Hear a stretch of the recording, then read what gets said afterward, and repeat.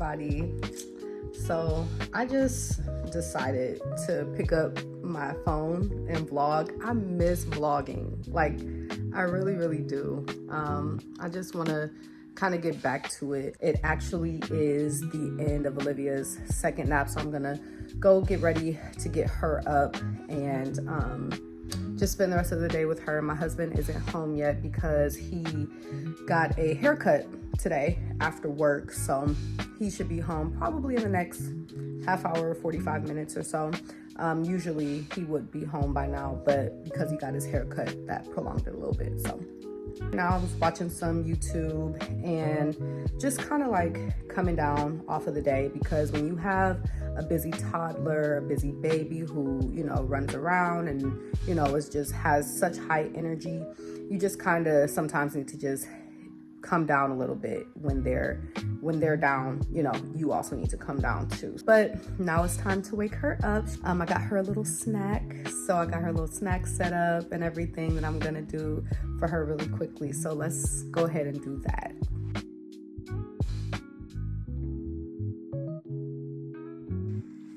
So this is her little setup that I have for her. I just have some water and a little snack for her, and then some of her favorite toys right now so that she can play and snack a little bit when she wakes up.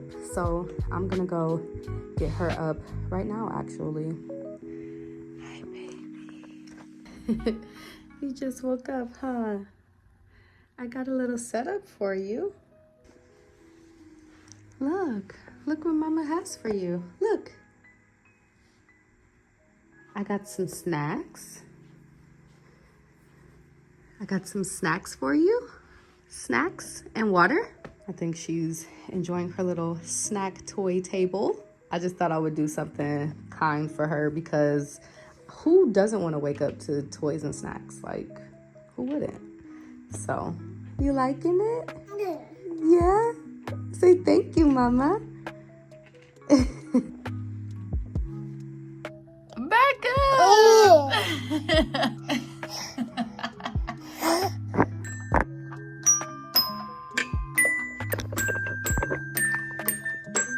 Alivia. Oh, not her. Opening up the dishwasher.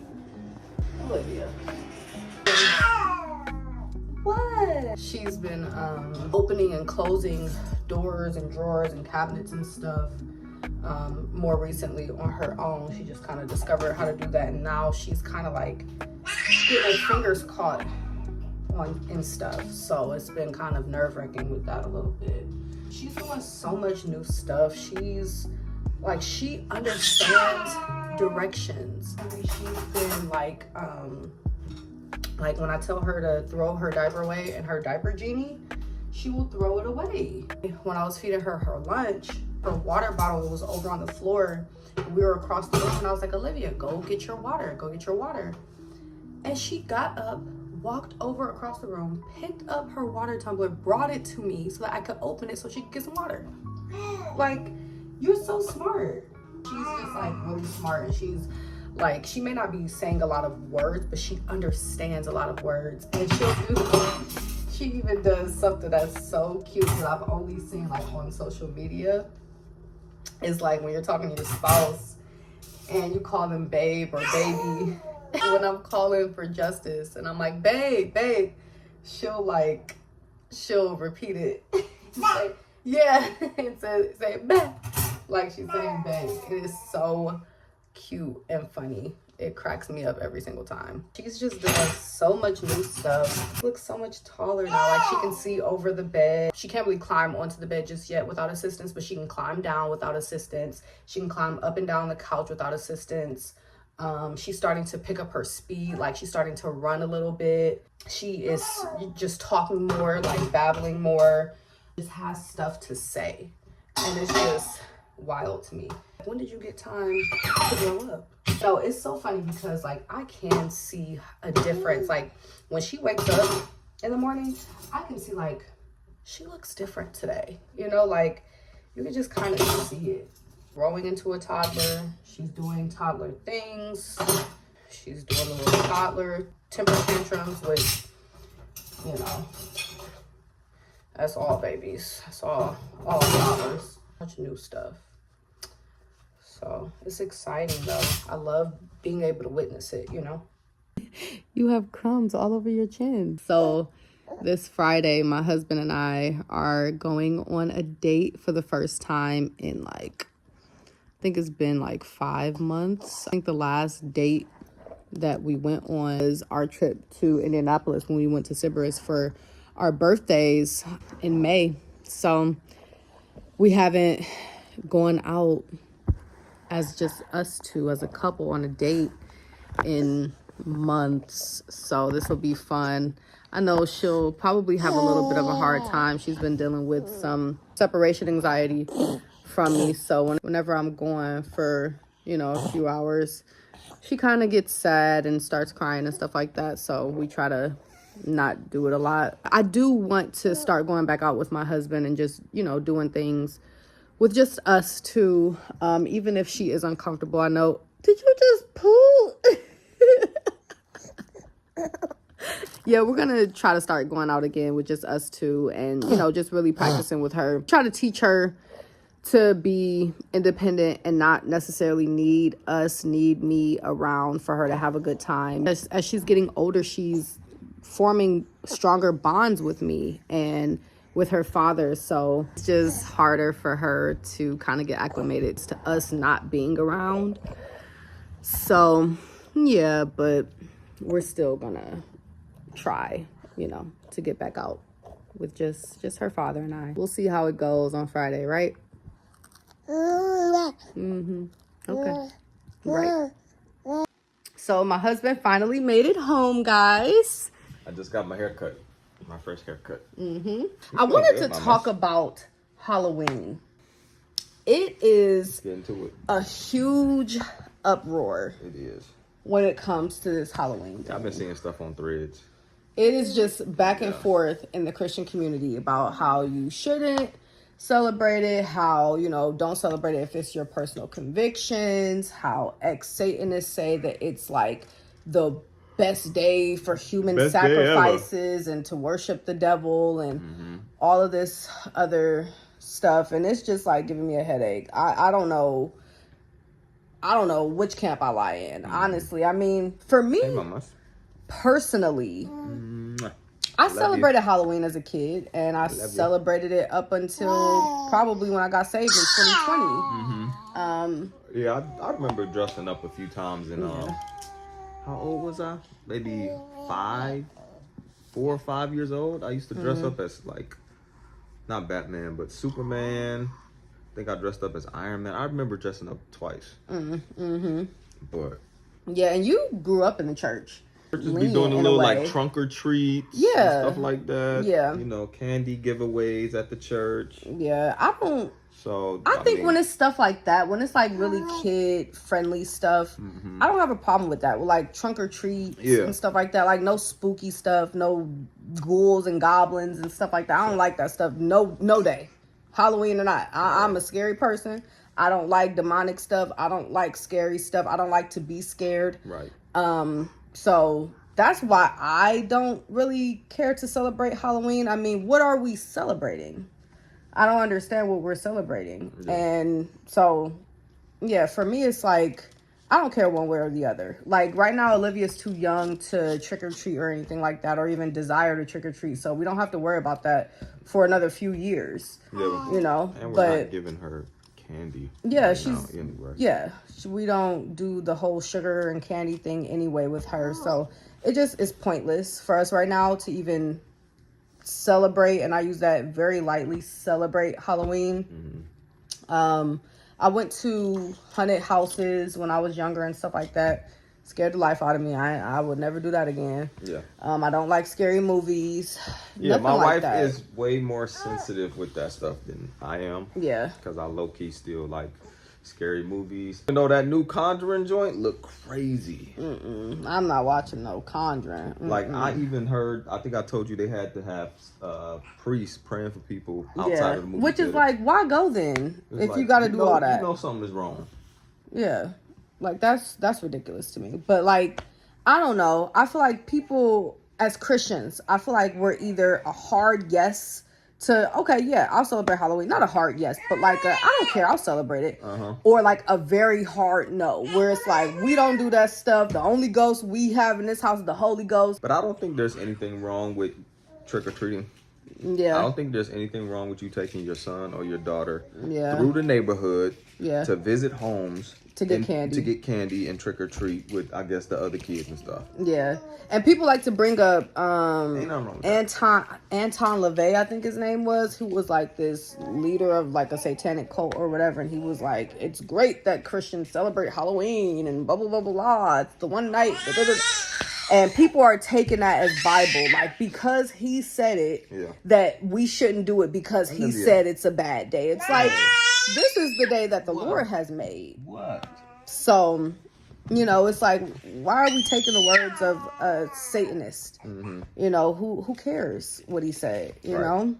Yeah. So, but if it's your own personal conviction. Follow your convictions will never get old. Yeah. Yeah. Even with Forrest Frank, with him following his convictions, nothing should be wrong with that. He shouldn't be getting canceled. He shouldn't be getting made fun of or anything like that. Yeah. So, and follow your conviction gives you boundaries as a believer, because that means don't go to the opposite side of the spectrum in Halloween, you know, where you're dabbling in Ouija boards and you're doing weird tarot card stuff, or you're dressing up as a demon. Like that type of stuff we do not, you know, there's limits. You know what I'm saying? Don't let your kid be dressing up as a demon or as, you know, Pennywise. Like, don't let your kid be dressing up as that stuff. Yeah. But taking your family out trick-or-treating, I don't think anything is wrong with it. No. You know, so. Yeah, I don't think so either. I don't think my own personal conviction is I don't do scary stuff, period. Yeah. You know, Halloween, on any given Sunday, it doesn't matter. Yeah.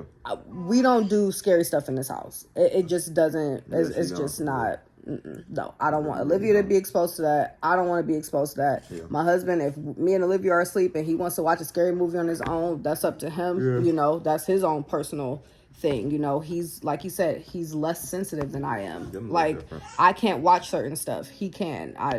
I'm just not that way. I wasn't built that way. The Lord made us completely different in that way. And that's fine. It just goes to show, like, how individual each person is when it comes to your relationship with God. In this context, personal convictions are just that. They're personal. They're unique to you. Whatever floats your boat, you know, as long as it's not going against scripture. And there is no, I don't care what verse anyone uses about like not having anything to do with darkness or wickedness or evil and, you know, expose the darkness and things like that. Yes, but let's use these scriptures in context. It's not talking about Halloween. And again, if it's your own personal conviction, it's your own personal conviction. So that's kind of how we feel about it. Yeah, agree. Yeah. Morning. I had the air humidifier on. We use that overnight. But we just woke up not too long ago, about a half an hour ago. Right, baby? Hubby is at work. He made it safely. I'm reading the Bible. Alivia is playing with her toys. This is kind of how we start the morning. We wake up at 7 a.m. and we nurse, and we grab some toys for her so that she can be distracted while I read the word. And then after this, we'll get dressed. We'll go on a walk for about 25 minutes. Then we'll come home. We'll eat breakfast. We'll play a little bit. And then by that time, usually it'll be around 10:30 or so for her to take her first nap. I remember for her 1 year doctor's visit, her doctor had suggested maybe switching her over to one nap. And we do one nap sometimes, just depending on how our day looks. But for the most part, we still do a 2-nap schedule. So her first nap is at 10:30, from about 10:30 to 12. And then her second one is from about 3:30 to 5. So it's still working for us with her bedtime being at 8:30. It's working for her. So we're going to stick to that as long as we can, because once we do switch over to one nap, then our whole routine has to kind of be rethought. She gets longer wake windows, and we'll have to kind of like figure out what our day will look like, you know, with one nap versus two, because right now with one nap, her first nap, I usually work out, shower, all that stuff while she's asleep for her first nap. But if her first nap is pushed down and it's in the middle of the day and it's only one nap, now I have to kind of like figure out when I can get dressed and like have a moment to myself to do that, because she does not let me shower while she's awake. She doesn't like it. I don't know what it is, but she doesn't like it. Tried the other day, didn't work. She'll let me work out, you know, while she's awake. She'll just be wandering around, exploring, playing while I'm working out. She doesn't mind that. But the showering, yeah, not so much. So we'll have to figure that out. We'll cross that bridge when we get there. But right now I'm just reading the Bible, and then we're going to get started with the rest of our morning. This is her least favorite part of the day. Time to brush her teeth. You sound happy now, but you have no idea. Especially now, she has 4 teeth. No, 4. She has 8 teeth. She has the 4 down at the bottom, the 4 front, and then 4 top. The middle 2 are in completely, and then the 2 on the sides are now coming in at the same time. So she has 8 teeth now. So we've been brushing her teeth since she was born. So we would just use like a gauze pad, wrap it around our fingers, and just massage her gums. And that would be the way that we would brush her teeth then. But once she started getting teeth, we actually started to use a toothbrush. So that's what we're doing now. And she is not about to like it. For me, yeah. For me. You just see her feet. Okay. All done. 2 minutes. 2 minutes. Yeah, here. You brush your teeth now. Your turn. She's about to go steal the toothbrush and hide it so I never have to use it again. Well, I have a backup. Hi. Good morning, Alivia. Yeah, brush those teeth, girlfriend. Yeah, she slept through the night. We love that. So I started using this Shea Moisture gel for my wash and goes. But if you look close enough, you may be able to see flakes. Yep, flakes. But it sucks because I really like how the gel works on my hair. I don't think I will buy it again because I don't like flakes. I don't know what I'm gonna do. I have a date tomorrow. I can't be out here with flakes. Time to get us dressed. We are gonna take a walk. Lately, more recently, maybe like 2 months or so, people have been mistaking Alivia for a boy. A boy. I give people the benefit of the doubt because she doesn't have her ears pierced, and she also doesn't wear like ponytails or anything. When she was first born, she was born with a bunch of hair, very thick hair. And by the time she was about like 7 or 8 months, all of her hair started falling out. So she had a lot of bald patches, and like all you really could see was scalp. So she didn't have enough hair for me to put them in ponytails anymore. I just stopped putting her hair in ponytails, and we just did bows.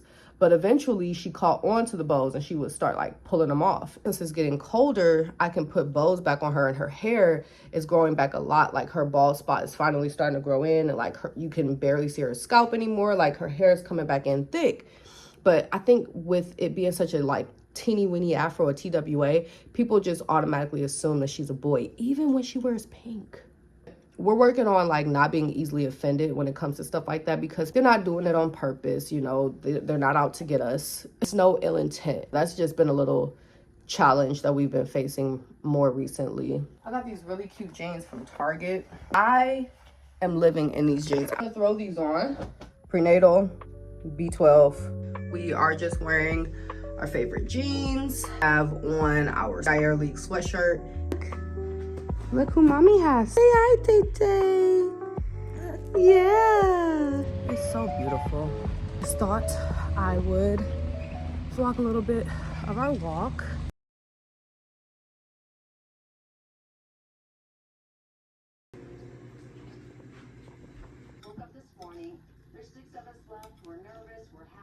Breakfast was delicious. I'm still sipping on my coffee over here. Yes, baby. Alivia has eaten everything. She has just become so good at finishing her food. That's the thing about being a mom too, man. I just be cracking up sometimes because she just like falls and gets right back up and just like, I'm okay.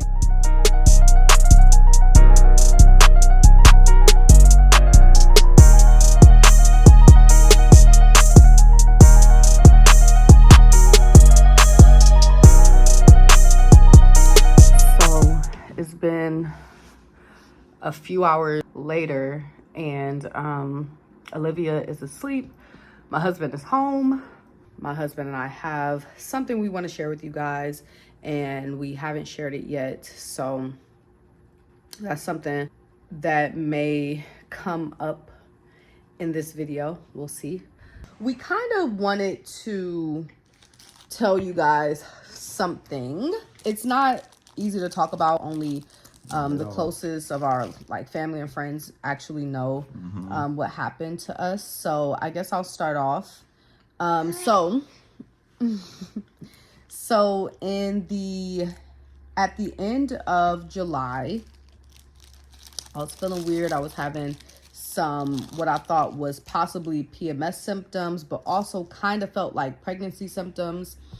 And so I ended up taking a test on, I think it was July 29th. I know it was a Sunday. The end of July, it was a Sunday. Yeah. And I ended up waking up early in the morning to take a pregnancy test because, you know, things just felt off. So I took the test. It was positive. We found out we were pregnant. And I ended up surprising Justice with it that same morning. Yeah. That was on a Sunday. And by that Wednesday, I was miscarrying. We had a chemical pregnancy loss. Yeah. It was really tough, really tough on us. Every emotion that you could think when you hear miscarriage, we felt. Yeah. I actually got the news while I was at work. My wife called me and she was just crying over the phone and I didn't know what to think. I didn't know whether I should stay at work or go. But, you know, I just didn't know what to think. You know, I actually cried. I told her I cried at work.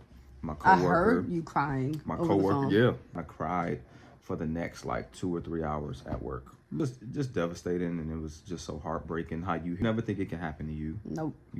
I kind of knew though, once we found out we were pregnant, there was just a deep feeling in the pit of my stomach where I was just like, I don't think that this pregnancy is going to see the light of day. Like we had just told like my close family members that we were pregnant. My sister and my mom, they ended up rushing over, getting us to the ER and everything. And there's when they confirmed that it indeed was a miscarriage and it was a chemical pregnancy loss. Because of course it was too soon to verify the pregnancy via ultrasound. So that's why it's called a chemical pregnancy loss. It was very early. It still hurts. Because you always think about what could have been. We are looking forward to when our family is and will expand. So yeah, we just wanted to share that with you guys. If there is anyone out there that has experienced this, we now understand how you feel. And so I'm glad we were able to kind of share that with you guys.